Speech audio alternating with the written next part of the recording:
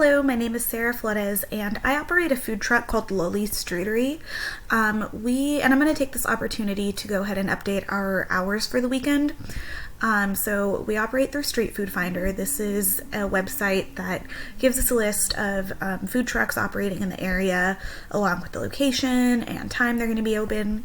So I'm going to go ahead and go to my section that allows me to add events. We had this event on here before, so I'm going to go ahead and clone it. It's going to be this weekend from noon to 10 p.m. And it's free admission,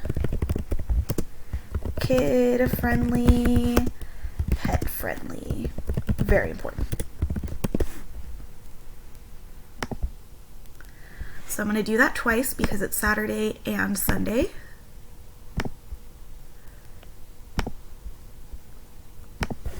Free admission, pet friendly, kid friendly. And then we're good to go.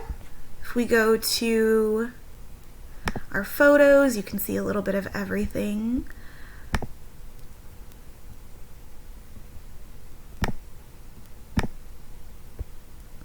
And then we're good to go.